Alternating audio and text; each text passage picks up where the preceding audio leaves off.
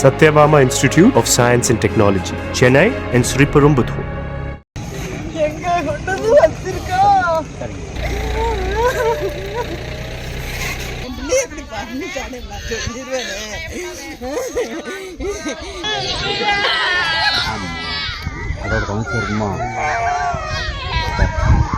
தூத்துக்குடி மாவட்டம் Sankarapperi housing board காலனியைச் சேர்ந்தவர் செல்லதுரை.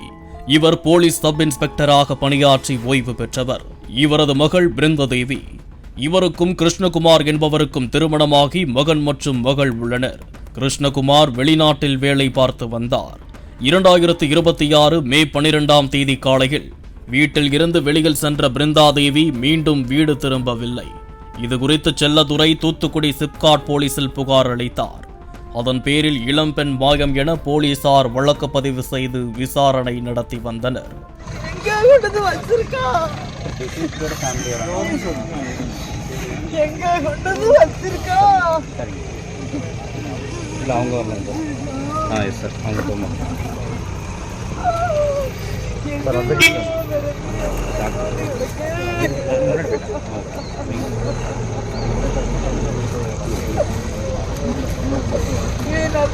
நேரம் இல்லையா குத்தி இருக்கணும் இருக்கணே.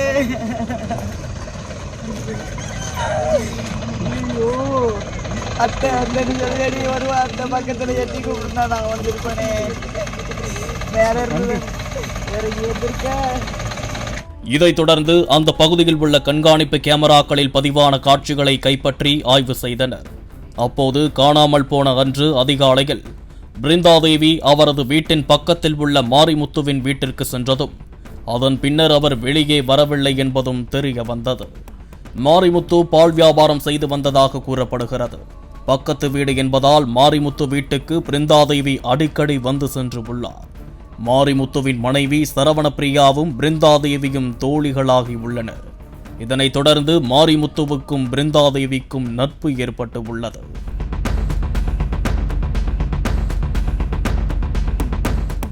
இந்த நிலையில்தான் மே 12ஆம் தேதி அதிகாலையில் சரவணப்பிரியாவின் வீட்டிற்கு சென்ற பிருந்தாதேவி அங்கிருந்த மாரிமுத்துவிடம் தனிமையில் பேசிக் கொண்டிருந்ததாக கூறப்படுகிறது. அப்போது அங்கு வந்த சரவணப்பிரியாவுக்கும் பிருந்தாதேவிக்கும் இடையே வாக்குவாதம் ஏற்பட்டு உள்ளது. இதில் ஆத்திரமடைந்த மாரிமுத்துவின் மனைவி சரவணப்பிரியா பிருந்தாதேவியை கொடூரமாக அடித்து தாக்கியதாக கூறப்படுகிறது.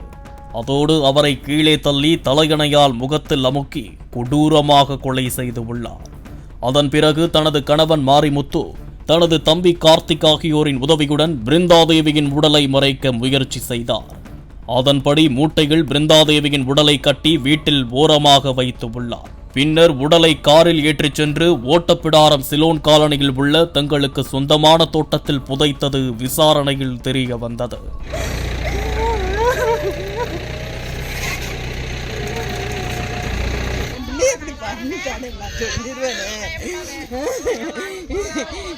நான் ஒரு ஜாதி, என் புருஷன் ஒரு ஜாதின்னு கூட நான் பார்க்காம பழகுவானே. அம்மா என் புருஷனுக்கு என்ன கதியா? ஐயா கைதிகளுக்கெல்லாம் சாப்பாடு வாங்கி கொடுத்துட்டு வருவீங்களே, அந்த இறக்கம் கூட நம்ம பிள்ளைக்கு காப்பாற்றலையா?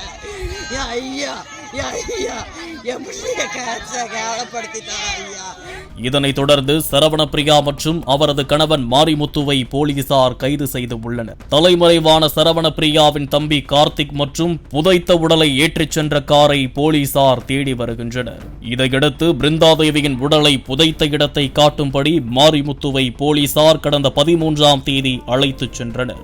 ஆனால் அவர் புதைத்த இடத்தை மறந்துவிட்டதாக நடித்தும் உள்ளார். பின்னர் தங்கள் பாணியில் போலீசார் விசாரிக்கவே தனது தோட்டத்தில் பிருந்தாதேவியின் உடலை புதைத்த இடத்தை அவர் காண்பித்ததாக கூறப்படுகிறது. ஆனால் அதற்குள் இரவு நேரமாகிவிட்டதால் மறுநாள் காலை அந்த இடத்தை தோண்ட வருவாய்த்துறையினருக்கு போலீசார் தரப்பில் தகவல் தெரிவிக்கப்பட்டது. இதனைத் தொடர்ந்து 14ஆம் தேதி காலை தாசில்தார் முன்னிலையில் பிருந்தாதேவியின் உடலை தோண்டி எடுப்பதற்கான நடவடிக்கையை போலீசார் மேற்கொண்டனர்.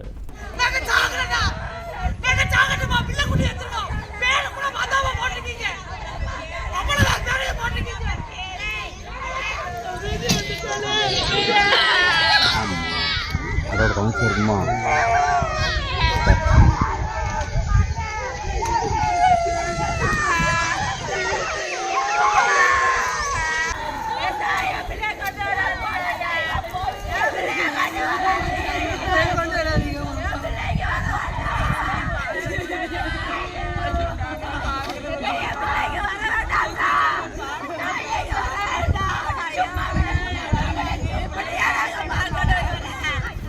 தோண்டி எடுக்கப்பட்ட பிருந்தாதேவியின் உடல் போஸ்ட்மார்ட்டத்திற்கு அனுப்பப்பட்டது.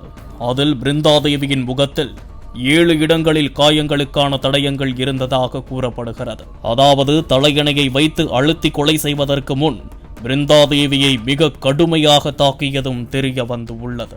மாரிமுத்துவின் மனைவி சரவணப்பிரியா பிருந்தாதேவியை அடித்து கொலை செய்ததற்கு மாரிமுத்துவும் பிருந்தாதேவிக்கும் ஏற்பட்ட நட்புதான் காரணம் என சொல்லப்பட்டு வரும் நிலையில் 2 குடும்பங்களுக்கும் கொடுக்கல் வாங்கல் பிரச்சனைதான் கொலைக்கான காரணம். அதாவது பிருந்தாதேவி கடனாக நகையை கொடுத்து உள்ளார். அதை திருப்பி கேட்டதால் சரவணப்பிரியாவும் அவரது கணவன் மாரிமுத்துவும் சேர்ந்து அடித்து கொலை செய்து விட்டார்கள் என கூறி கொலை செய்யப்பட்ட பிருந்தாதேவியின் குடும்பத்தார் போலீசாரிடம் வாக்குவாதத்தில் ஈடுபட்டது அப்பகுதியில் பரபரப்பை ஏற்படுத்தியது.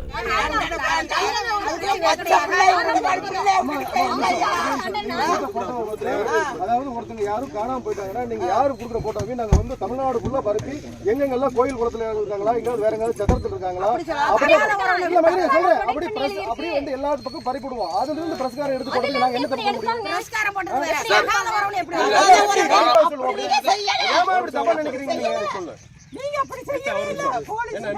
இல்ல சார் நான் இந்த போஸ்ட்மார்ட்டம் ஏத்துக்க முடியாது சார்.